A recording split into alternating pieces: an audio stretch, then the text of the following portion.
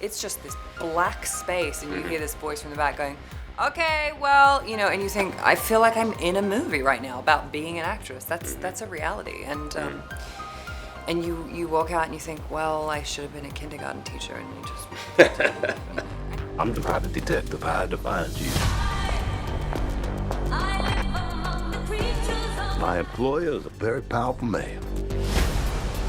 The past ain't finished with you.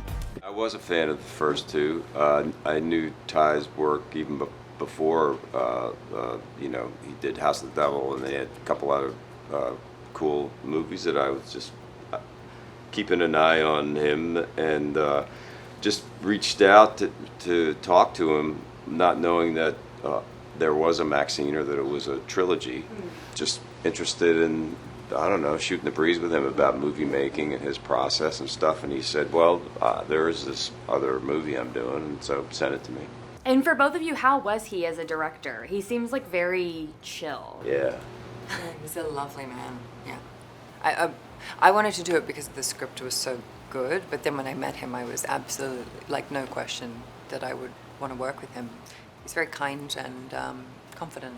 Is he pretty hands-off, or does he have a lot of kind of thoughts? No, he's hands-on in, like, the best way. You know, he comes in when he needs to, and the first scene I shot was the golf cart scene, so that was like a real baptism by fire. You're sort of like, I don't know if I know who this person is, and now I've spent 8 hours talking as this person. But it was great because, you know, I kind of cracked the ice open with one or two drives around the entire Universal lot, and then he came in and just gave great notes. He's very astute, and he really likes his actors. He's sensitive to actors are interesting creatures and very vulnerable, and a very good director can immediately sense how you need to be guided. You know, some people need to be sort of like crept up on, like they're sort of like a wild animal, and some people like very direct, you know, so he's very good at sensing that.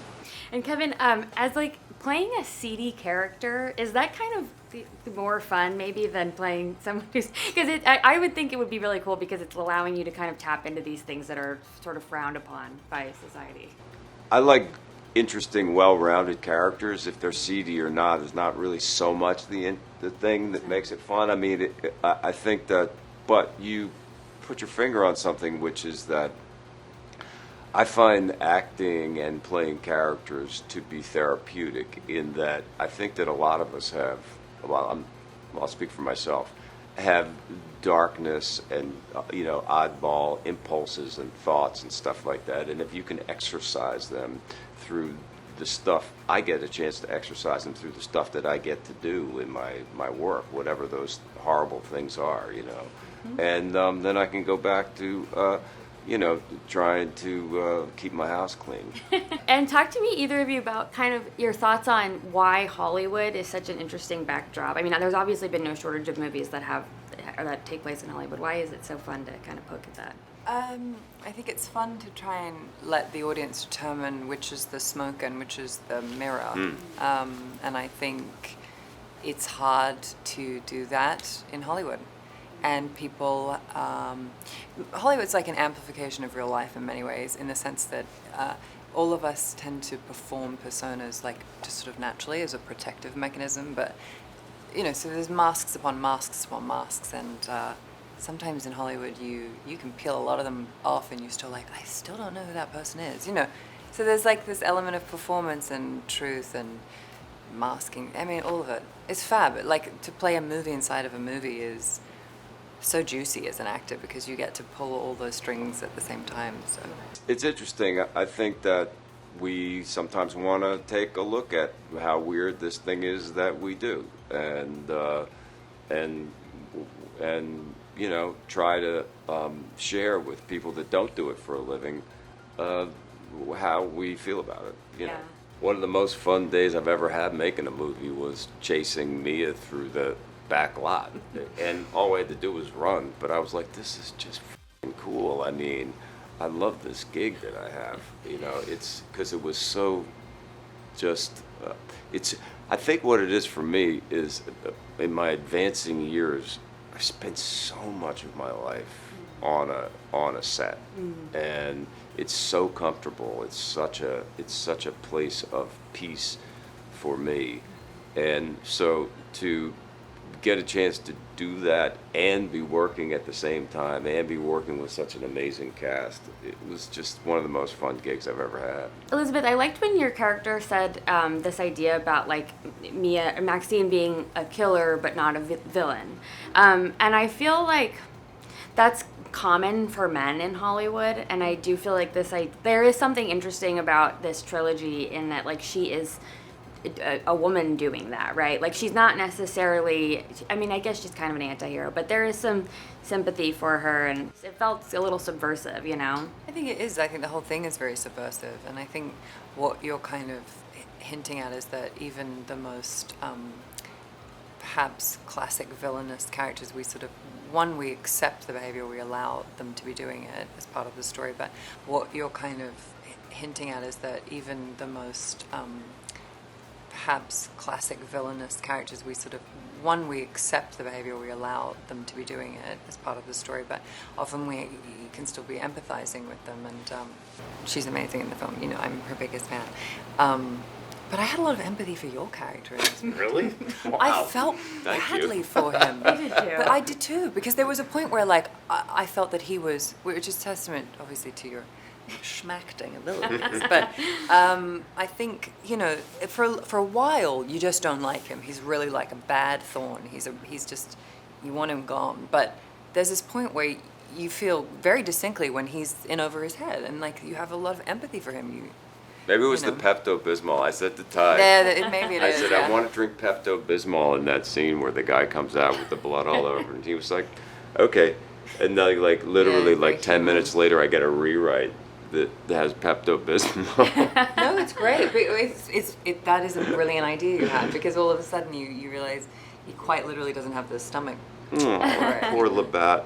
I mean, Well, I you're do just the feel bad. messenger, you know? You're Don't shoot the yeah. messenger. If you need to read off the sides we gave you, just go ahead, all right? I know the lines. She turns to the camera and, through her trauma, addresses the lens directly. That scene at the beginning, I was struck by the sort of blasé nature when, you know, she gives the monologue and then you're like, okay, show me your breasts or whatever it is. I wondered, I mean, I'm sure you haven't had that level of experience in Hollywood, but I wondered if that resonated, this idea of sort of, you know, being looked at as an Well, once someone, I'm sorry. Yes, Kevin. Tell us about no, I think it's heightened to make the point. You know, it's heightened so that we laugh at it, and at the same time we know that it's real. That there's a huge amount of exploitation that can happen. I mean, people are clocking it more and building more barriers for women and for people in the industry, and protecting us from people who do harm unto others, etc. But, you know, I think this is a movie set in 1985 and there were no barriers, and there was a huge amount of exploitation. But, you know, the thing that is very realistic about that scene is the abyss she walks into, like the abyss of judgment, the sense that the tide is against you and that you have to prove something to somebody. That's kind of real.